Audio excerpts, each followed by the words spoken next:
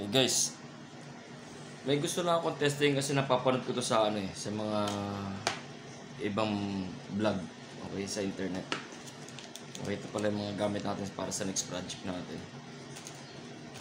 Ito mga yan. Ito mga to. Okay, anyway, narinig nyo na ba yung free energy at sinasabi nila? Okay, nagamit yung magnet. Alam ko gumagana talaga yun kasi yung meron naman yung kahit sa mga encyclopedia nakalagay yan. Yung electromagnet. Okay? So, gusto ko lang masubukan kung meron talagang meron talagang makukuhang kuryente. Okay? Tatlong magnet natin dito, guys. So, malalaki yan. Okay? Walang daya Oh. Nasa glass, nasa lamesa tayo, walang wire, walang madilim, maliwanag. Lagyan ko lang ng papel para sa insulation. Okay? Ang gusto ko malaman dito, guys, gamit syempre yung multi-tester natin.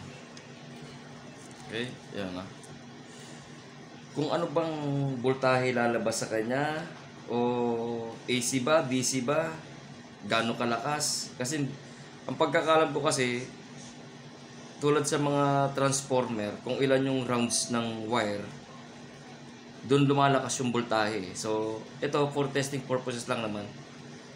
So, gusto ko malaman kung AC o DC lalabas. Okay?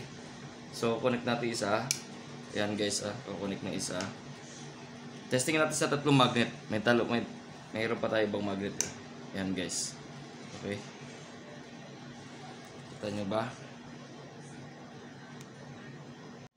Okay guys, yan na Ngayon lalagay ko sa DC. Nasa DC tayo ngayon. Okay, DC. Tingnan natin kung may lalabas ka ng voltahe dito. Ano lang ako. Okay, negative.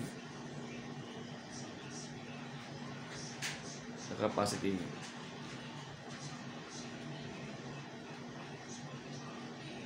Okay. Yan guys, may lumalabas naman. Kaso, yan halos wala nga 0.5. Hindi ko alam. 0.5. Hindi ko alam. Lagyan natin sa AC. Tingnan natin kung meron.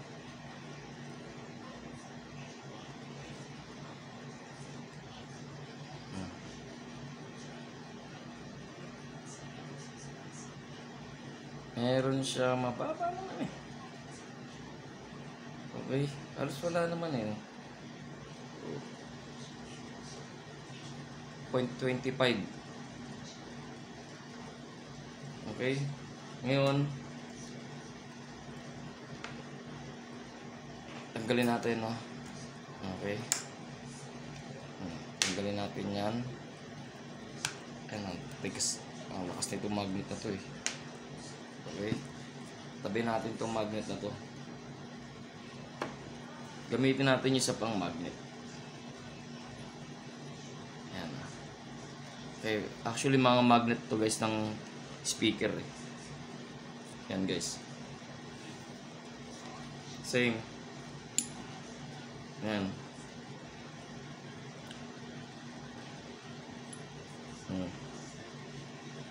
Alam ang lalabas. Kapit natin yung isa. Yung gulong kasi. Uy, mahimik ka dyan.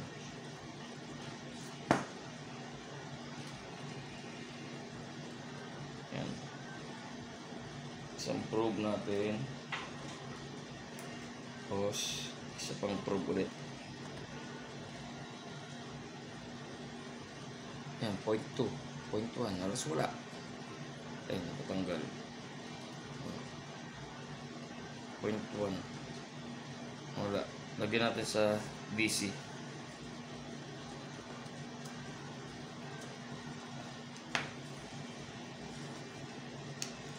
Okay, DC natin. DC voltage.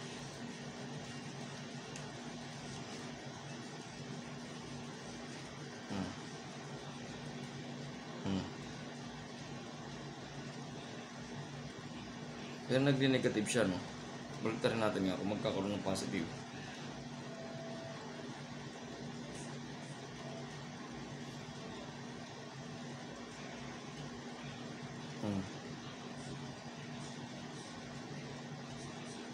Halos wala naman eh.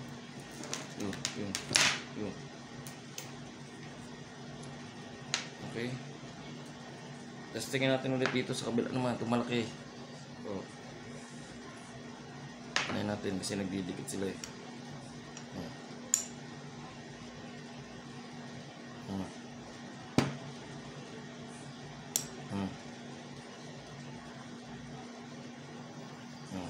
DC.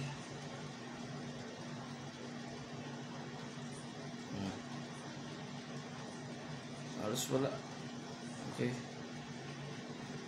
Gawin natin para lumakas-lakas yung ano niya. Ay ko. Yan guys, oh. Kasi hindi mo siya magdidikit pag ganyan, ano, negative, ayaw. Oh, ayaw. Pero pag dito sa kabila, yan, didikit agad. Okay? Sama na natin to sa malaki. Ayan, ayaw din yan, no? Ayaw, yan, didikit sa kabila. Ay. Pero dito sa kabila, didikit agad siya.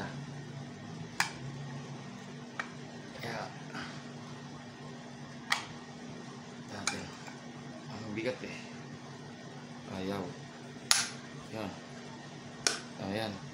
Okay, tatlong magnet na yan guys, ah. Dikit natin sa rito sa kabila. Dikit natin yung isa sa kabila. Okay, testingin natin ulit. Guys, nasa DC pa rin tayo, ah.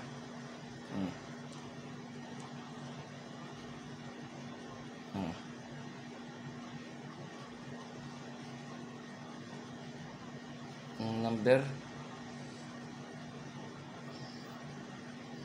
0.40. Baliktad natin nga.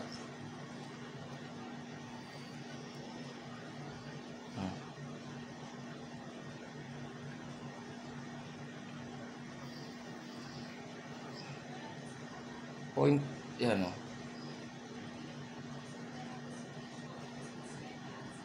Meron naman siya o. Mas mataas kumpara doon sa kanina kung tatlong magnet. Okay.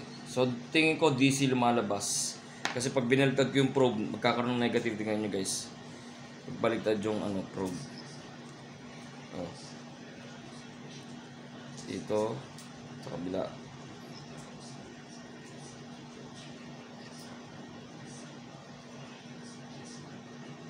.50. Tingnan sa AC.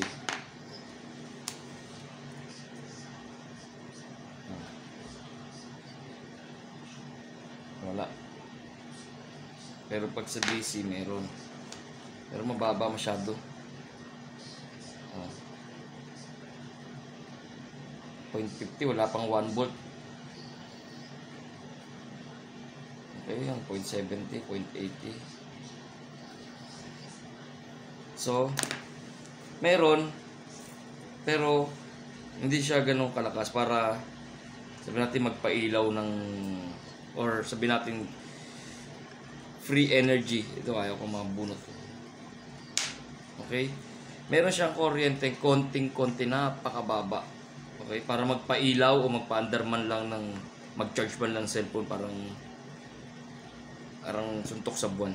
Okay? So, yun lang ang tinesting natin ngayon. So, kita nyo naman sa digital multimeter. Wag na natin, hindi ko na kailangan magawa ng mga ilaw kasi sa voltahe pa lang wala na eh. Mababa masyado. Okay? Sana nakita nyo kung totoo. Totoo, hindi. Na nakakapag... Meron, okay? Hindi natin, wag natin disregard kasi meron naman less than 1 volt pero napakahina. Less than 1 volt tapos tatlong magnet na to. Tatlong magnet, ang laki-laki pa na itong isa. So, imposible. Siguro baka pag 10 magnet, baka magkaroon ka ng free energy. Or mga sabihin natin 100 na magnet. Okay? Peace out.